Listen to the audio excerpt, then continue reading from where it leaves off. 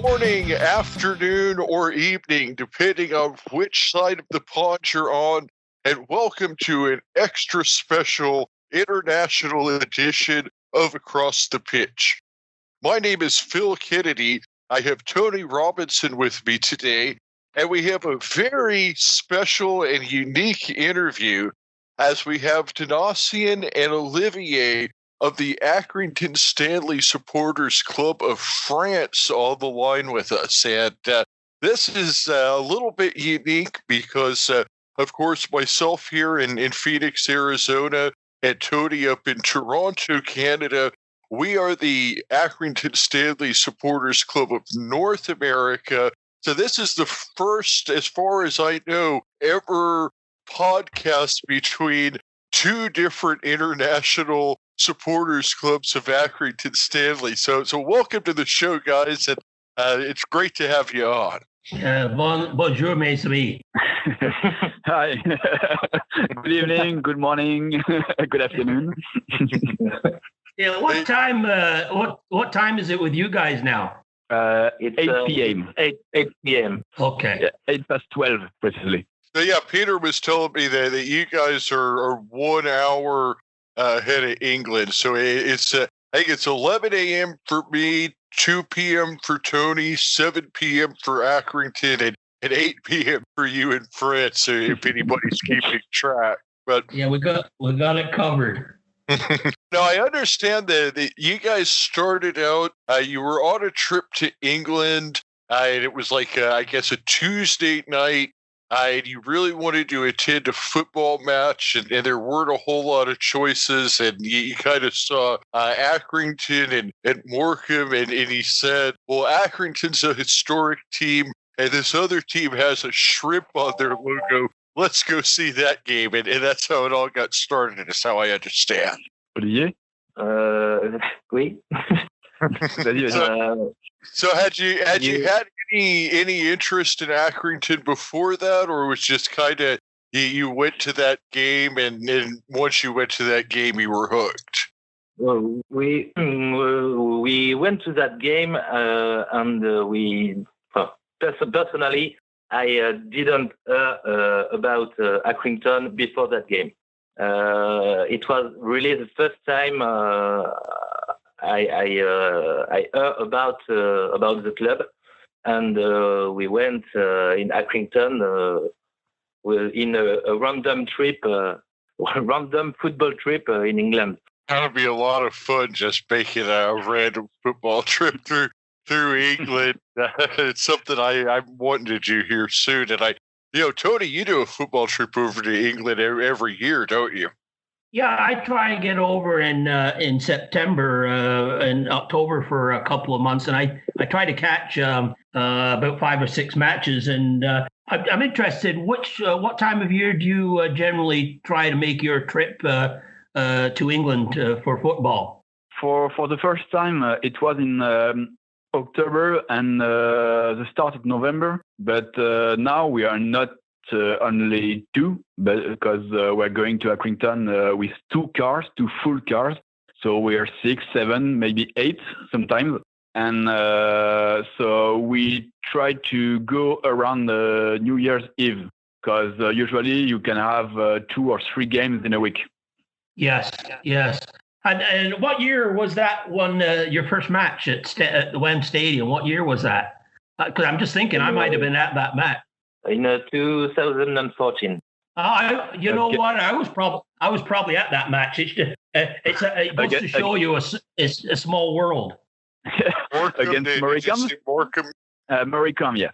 It was, I think, a win 2-1. Is that it, Olivier? Yes. He was 2-1 over Morecambe that day. That's what I had read. Yeah. Then he went to that first game, and then he went back to France. And one of the first things that I had read was you started the Twitter account, which is, I've seen you guys on Twitter for a while now, and we posted a few things back and forth. How long have you been doing the Twitter account for now? It was in 2016, almost, I think, a year and a half after our first game in Accrington. And it was an idea from Olivier. We just, I don't know, At this time, there weren't many accounts about English clubs or German clubs in the French Twitter. So we were just, starting an account about, at this time, a fourth division league.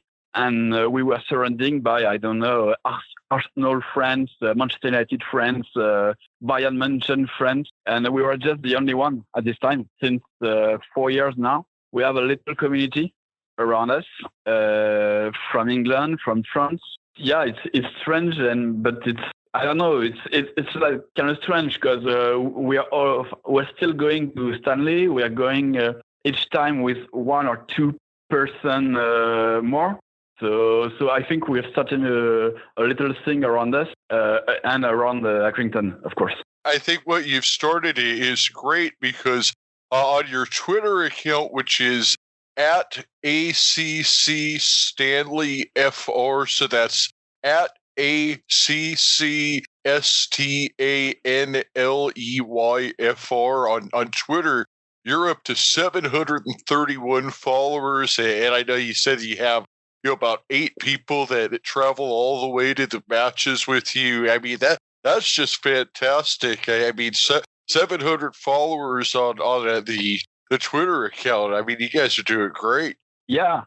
When something starts small like that, and I'm very impressed with the numbers where you've got to that many followers, because picking a team like Stanley, and obviously when you travel to England from France, Accrington is not really on the tourist route.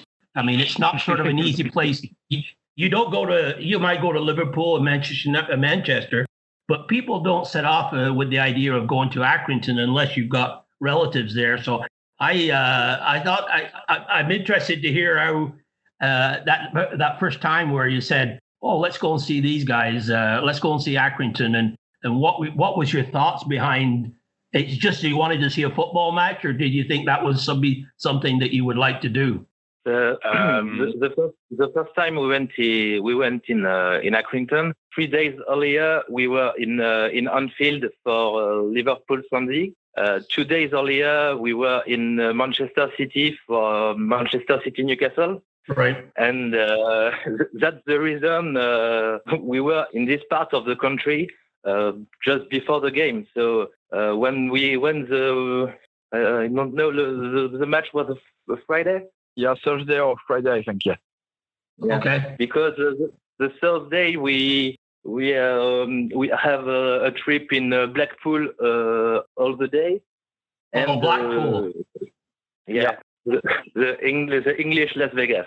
Yeah, it's the poor man's French Riviera. Yeah, I was gonna say you can't get much further from France, England-wise than Blackpool. I mean, I think you guys probably get to about what Gillingham or Ipswich first. It takes you got to pass a lot of teams to get to Accrington and Blackpool. Yeah, but for this time, I don't know, Olivier. I think we met like 2 months before, something like that.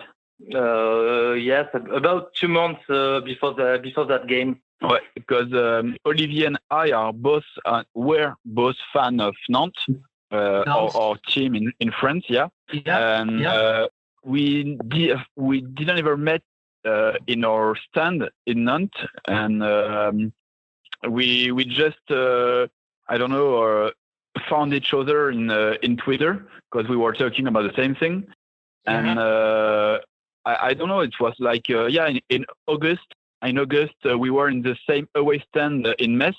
2 months later, we were traveling to England after an away game of Nantes in the East. So in the same day, we did East of France, Germany, Belgium, the boat to England, and we went to the game after. It was, I don't know, just, we didn't thought about this at this time, but we just took a full week of our life to just see and watch football and live football in UK. And so we did Anfield, the Etihad, Goodison Park, and in the middle, Accrington. And I don't know why, but between those four, it was Accrington which we fell in love of. That's amazing that you saw all those teams and went with Accrington. We love that, huh, Tony? Yeah. Before I get on to talking about the stadium in Accrington, I want to ask your impressions of, I think, did the English rip off the idea of Blackpool Tower from the Eiffel Tower? Yeah, I think, yeah. I think that's quite similar, but a heck of a lot smaller, isn't it? Yeah. And I think I never went to Japan, but I think the Tokyo Tower is looking like that, like that too. Oh, I see. So I want to get back to when you said you went to all these other stadiums. I mean, obviously you go to the Etihad, a Premier League clubs and stadium, and then you come to a Wem Stadium, a much smaller venue. It's the feeling inside that venue is a heck of a lot different than at a Premier League. Can you describe the differences that you feel between the two, between a large stadium like that and a small venue? The match in Accrington was more, I don't know how to say that, but it's more familiar, like a family. Yep. We were. I don't know the number of. I don't know the attendance this night, but that was very, very low. I love all that little games with not a lot of people, and when you can see the stadium better. We were at 1 yard of the field. And that's a very good. You get closer to the action. Yeah, it's very intimate. It's when you can, as I described to people, try to explain it, is in Accra, at the Wem Stadium, you can smell that you can smell the grass, you can smell the mud, you can hear the players, you can hear the tackles. You can reach out and touch them, unlike at the Premier League ground, right? Yeah. It's exactly like that. For myself, I lived in Wales, in Cardiff, for almost a year. Right. And I was at this time already doing some ground hopping, and I went to some games in Wales. It's a small town, but my roommate was a hard fan of Manchester City, but even before they went into a Qatari leadership. So I went to the Etihad for a Champions League game against Sevilla, against Mönchengladbach. Even when I was near the pitch and for the Champions League, you can't really feel anything about it. Okay, it's the football is great. You can see the players, but it doesn't smell like football. Yes, you can. I know exactly. Yes, I know exactly what you mean. Yeah. When you were and I guess going to Stanley, and if you were going to say at the Etihad, you wouldn't be asked at Manchester City to present Player of the Month award, which you were asked to do in 2017 with Caden Jackson. Tell us about that experience. When we went for, I don't know, in 2017, how many times, Donatien, we went in that year? In that year, 2 times, I think. But, when we just met Peter and we went to give the award to Caden on the pitch. Oh, okay. This time was really crazy. The week before the game, we were in touch with Peter to know if we have to book a ticket before the game to be sure to attend the game. And right. Peter said to us, if you are not coming with 5,000 person, you will have to get for the game. Yeah. And Yeah. and after that, he said to us that he had a surprise for us. That before the game, we had the opportunity to give Kaden Jackson the award of Player of the Month on the pitch, and that was a really, really great experience. That was crazy to be on the pitch before the game to meet the players. Out there on the pitch to hand the award over. I mean that's just something you'll never forget for the rest of your lives, I'm sure. I don't know if it was the same for you, Olivier, but on the exact moment, I didn't understand what was going on in the world. And it was like after we gave the award and after we went back to the stand, I just realized what just happened. So yeah. I have a similar story too, because, and I think this might have been 2016 or 2 or 3 years ago. Peter asked me to present the Player of the Month award to Billy Key.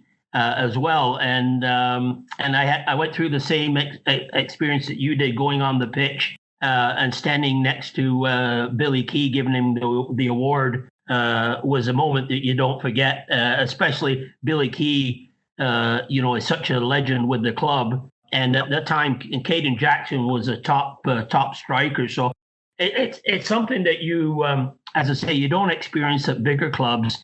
And it's like you mentioned, family. It's really sort of gives you that you feel like you're part of a football family, correct? Yeah, of course. And I think we all learned another thing here is that Peter just doesn't want to give you a award, I think. Well, Peter likes to include and likes to get people involved and he likes to thank people that travel and support the club from afar. Peter does a great job for that, and he welcomes people from all over the world. I was there one time, and they were giving tours to people from Australia. So Stanley, a small town, but it's got a big global reach. Yeah. I don't know. I think you heard from him, but there's a fan from South Korea. Yes, Dave Yu. Yeah, exactly. And we saw him, I don't know, like 2 years ago. Olivier? Oh, okay. I don't remember. Yeah, then we also, you mentioned Australia. We have several people in Australia that are trying to get a supporters group together down there, and it's just it's growing, and I think that so many people like what you said. They like the family atmosphere of the team. They like the fact of it smells like football, and you just don't get that with the big money teams. And I think that's why so many people that are maybe in other countries and they support their local club, they look over to England and they see maybe a little bit of their local club in Accrington, and that's part of the appeal. Yeah, I think we had a special link with the club in 2014. Also because Romy Boko was on the pitch, a French player in fourth division in England. That was a surprise. So that was one more link with the club and to continue to follow the club. And I think a lot of people discovered some players from their country in Accrington, and that add a link to this family. Yeah, and I think a lot of the players that come from abroad that do play at Accrington, they all, when they leave or they play somewhere else, they always have fun things to say about not only the town but the club and how welcome they felt and it's always a part of their football life. So, and I know Rami Bacco was a guest with Phil not too long ago, and he had nothing but good things to say about Stanley, right, Phil? It's anybody that comes into contact with the club, and unless you're a Morecambe supporter, probably has good things to say about Stanley. I mean, it's just one of those clubs where, you have the family atmosphere. You have someone like Peter Latham running the Supporters Trust that is just so involved in everything. You have somebody at the top like Andy Holt who will come out and have a pint with the fans on the concourse. I mean, they're just, it's something unique. And I think that if you're a sports fan of any kind, and you've been to any number of sporting events or supported different sports teams in your life, that as soon as you get to Accrington, you just know, hey, there's something different about this team. And the article that I wrote for Raw Milk, my kind of closing statement was, I said, Accrington is the only team I've ever supported in my life where I feel like the team cares about having me as a supporter as much as I care about supporting the team. And I feel that that's what makes it unique. I mean, do you guys feel that? Do you feel that the team cares as much about having you as a fan as you care about being a fan of the team? Yeah. Obviously, I feel the same about it. What's amazing, really amazing, is that Olivier and I, we are really doing ground hopping in many countries. I have more than 100 stadiums. He's, I think, almost the same. 100 stadiums, wow. That's impressive. Yeah. And that's not so much, but that's a lot. 100 is a lot. Yeah, that's a lot. But, in France, it's not like, it's strange to say that, but you're worse than us. Because if you want to go to an away game, you have to drive 1,000 miles. But in France, it's like 100 kilometers. And in England, you can watch a game at every corner of every street. So yeah. So you can go to you can go to as many stadiums as you want. But I've done Spain, Germany, France, Holland, Belgium, Scotland, Wales, England, and Accrington is the only just the only time I felt something like it. And you can live it when you're going to the stadium. Everything is done for the fan, for the supporter, and for the football, and it's really amazing. Yeah, it's not just not. And I've said this before, and you're right, guys. Is that it's not just the 90 minutes when the players are on the pitch. It's right from if you go for a meal or you go for the fan zone and the experience before and after. They have music playing. It's just like going to a family reunion and a football match breaks out. Really. Yeah. I wanted to ask, how would you compare the quality of football in our League One, in Accrington Stanley football? How would you compare that to what you see in France? What level would it be at against your leagues in France? I think Accrington can play in second division in France. In France, we don't love football. We just play football not to score goals, but to defend. And I think Accrington in England, and especially Accrington, the football is to score at least one more goal than the opponent. Yeah. Yeah. It's not to win the game 1-0. It's to just, if they score 2, you've got to score 3. But I know what you mean. It's not defend first. It's sort of you try and score, then you defend. Yeah, and in France we have not the same mentality. I think Accrington can beat a lot of teams in second division in France, and we saw this summer that Accrington have beaten Marseille in friendly matches. Yes, and that was at in Salford, the ground at near Manchester, and I think they won. Was it 2-1 or I think what's the score? Yeah, it was like 2-1, and we were at Olivier's home. Watching the game, and I think after 60 or 65 minutes, Twitter went down. So we were looking for watching the game. We saw the end of the game when we went outside, have a couple of drinks, played darts, and then Twitter went back, and we put Twitter just one always tweet. seems to go down at the worst time. Yeah. And we put just one tweet. It was, oh, by the way, we won 2-1 against Marseille, and we put the phone down. And 2 hours later, and I think 5 or 6 drinks, we went back, and we had like I don't know 1,000 likes, I think, and every French one from Paris, from Lyon, and everyone in France who hates Marseille was congratulates us.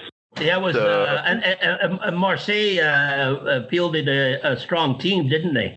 Yeah, obviously it's one of the biggest clubs in France from history. They have 10 cups, something like 8 championships. Most of all, they are the only one club in France who has won the Champions League. Yeah, yeah. Yeah, it was a good, obviously a good team they put on the pitch. So that must have been quite a thrill for you guys to get that many responses.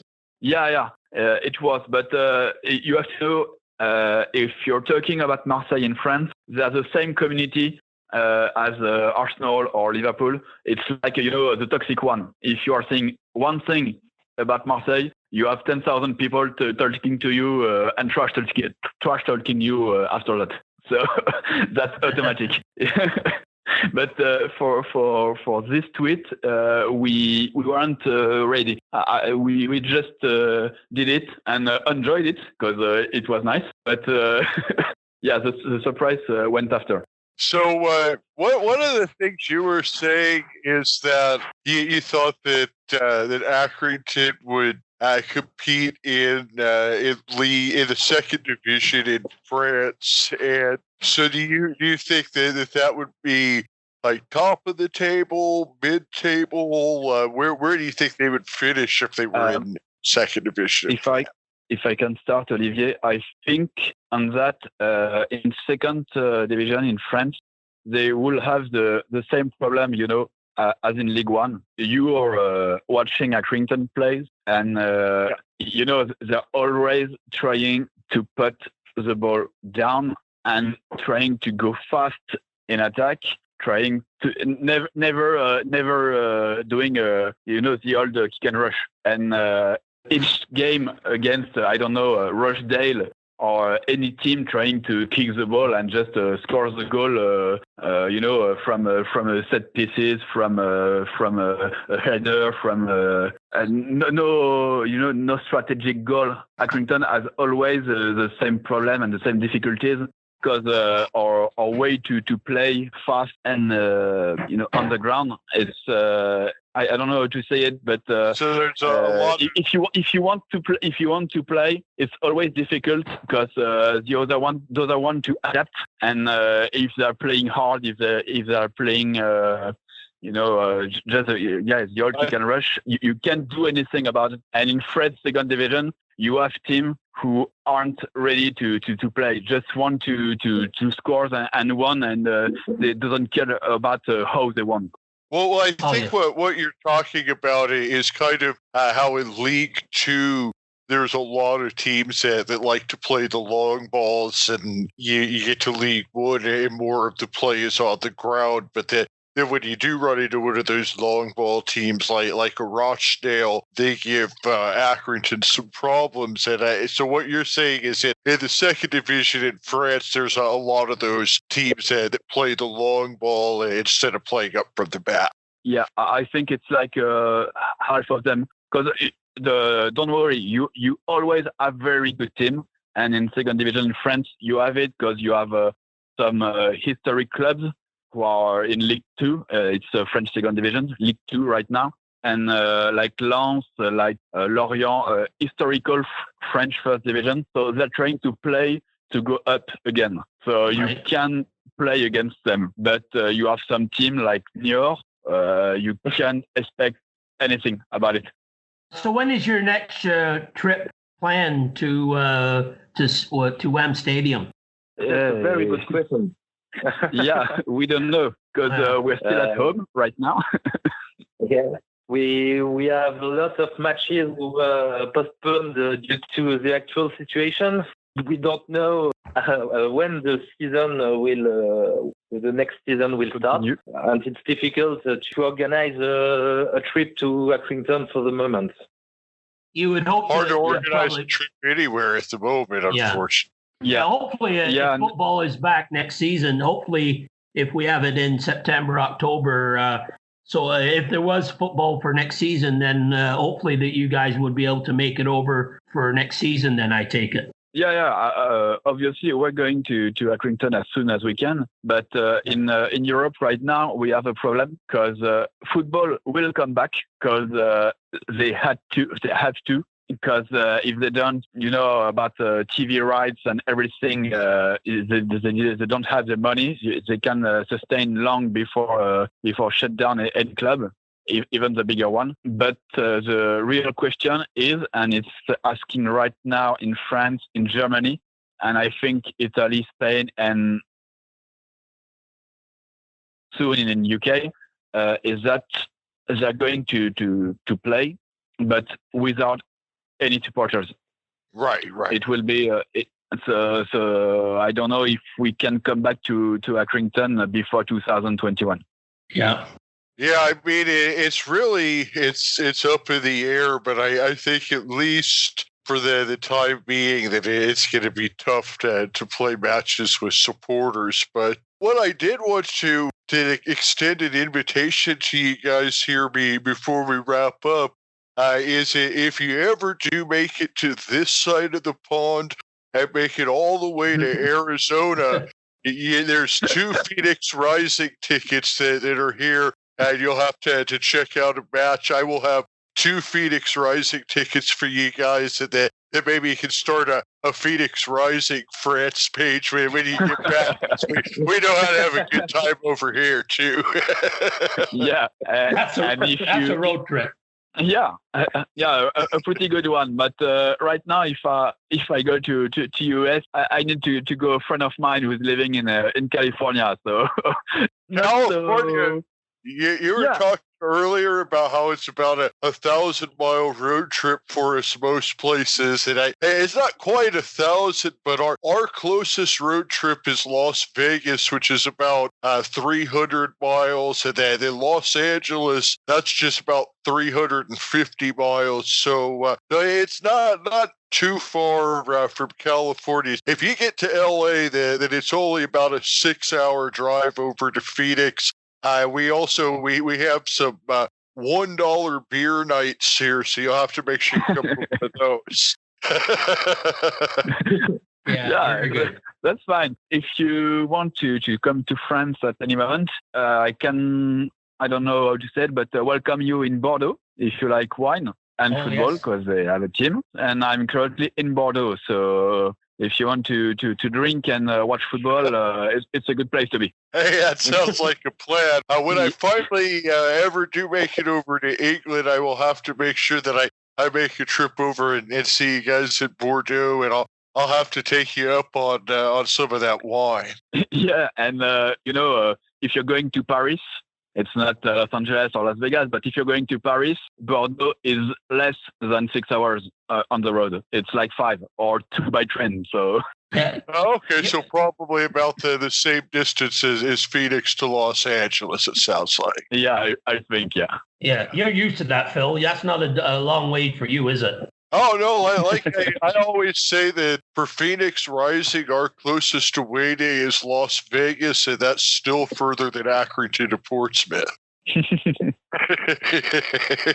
Going back to what you guys were saying earlier about all the stadiums that you've visited, now being over here in the U.S., I haven't been to nearly 100 stadiums, but I can tell you is we have a lot of different sports over here, whether it be American football or baseball or basketball or ice hockey. There's just not another sport anywhere, any stadium that I've ever been to, even auto racing. Nothing compares to the atmosphere of a second or third division football match. It's just nothing can beat it. Yeah, I think I agree. I've done some other sports here too, and it's really I don't know how to feel it. Yeah, it's you're just living it. Yeah, again. It is. It's really, like you said. You're not a spectator. You feel like you're part of the action, and if you yell at the goalkeeper's ear at the right time, it might make him miss that next shot or something like that. Yeah. I wanted to ask you guys, since you've, especially this last season, who would you pick as your favorite Stanley player for this past season? This past season, it's the 1920 or 1819. 1920. If we could do both, but I was just thinking this season, we're in the middle of. Okay, Olive? My favorite player this season was obviously Sean McConville. Sean McConville, right? I love that guy. I loved all the goals he has scored. He is a genius, a football genius. Yeah, he's very good at set pieces for sure. And the other one, who was the other player? Yeah, okay. If I just have to take one, Ross Sykes.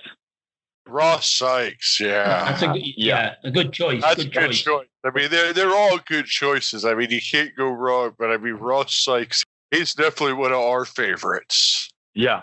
Yeah, I mean, I like a center back that can not only make an impact on defense, but can also play the ball up the field, and he's really good at both of those things. Yeah, and he is a very good defender. He can score goals when we need to score, and it's very, very good player. And it's a pleasure to see that Accrington can have players from the academy who play the first team. Yeah, I think it's very important, and I mean, he's a player, like you say, come through the academy, and he's probably a player that's destined for higher divisions. Hopefully, that's with Accrington, but there's. He's a player that could play at the highest level in England in the not too distant future. I think it's for us now to see players in the first team, players who went from the academy, and he's really a good example. And I think maybe he will be the one, maybe Clark, maybe Finlay. But in the next month, I think some of the players who will leave the club, but for their own good and for the good of the club, if they bring back some money. It's not something so hard to think about, because football is currently working like that. But with someone like Andy Holt at the head of the club, it will do the right thing for the players and for the team and for the club. So I really don't worry about it. Yeah, no, it's well said. That's you're bang on there with that comment for sure. Based on, this is just speculation, but I mean, based on having had all three of the guys that you mentioned on the show, I think with Jordan Clark, it is a situation where he's accomplished enough with Accrington and his contract is ending that it is time for him to test the waters, and he probably will. I think that both Ross and Sam, at least when they were on the show, sounded like they planned to be back next season. So I think that we will see Ross Sykes and Sam Finley back next season. I think that Jordan, unfortunately, probably will go. Fortunately for him, unfortunately for us. But that would be what I would think on those three guys. Yeah, I agree. Phil. Yeah, I think you're right. Me too. Yeah. Well, was there, before we finish up, I just wanted to thank both of you guys for coming on, and I really just love the fact that you guys are so passionate about Stanley over there in France, and we definitely want to work with you guys more, and kind of have all of our international supporters groups help each other out. But before we wrap up, was there anything you guys wanted to talk about that we didn't ask you about yet? For me now, but I hope to meet you one day, both of you in Accrington. Maybe in Canada, maybe in USA, but I hope it will be in UK. Yeah, me too. I'm sure when I'm traveling over to Wham Stadium, I'll put it on Twitter, and hopefully if it's a time when you're there, we'll share a drink in the lounge, and if they win the match and it's pound a pint, I'll buy. Yeah. Yeah. Hey, that sounds like a plan. I definitely want to make sure that all of us can meet up at the Wham Stadium, and if we ever get the Accrington Stanley versus Phoenix Rising friendly that I've been dreaming about, you guys gotta all come over here to Phoenix, and if it's dollar beer night, they're on me. I think you can write something in Twitter to Andy Holt about it. Yeah. I think Andy might have an idea of what we've been trying to get going. Yeah. Well, that was great, guys. That was really interesting, and to hear your story. And I mean, I'm my excuse for following Stanley's because I was born in Accrington. Phil and you guys, Olivier and Dulcien, you are what I would say true fans, because you picked the club, and I know everybody who's an Accrington supporter appreciates the support from outside the country, and my hat's off to you. Well done to you guys for supporting Accrington. Thanks, Tony, and thank you, Olivier and Dulcien, and hopefully we can all get together and have that pint as soon as all of this mess is behind us. And in the meantime, you guys and your families stay safe and healthy. We'll talk on Twitter, and maybe next time that Stanley plays, we could all get like an iFollow online watch party or something. Yeah. Have a great one, guys.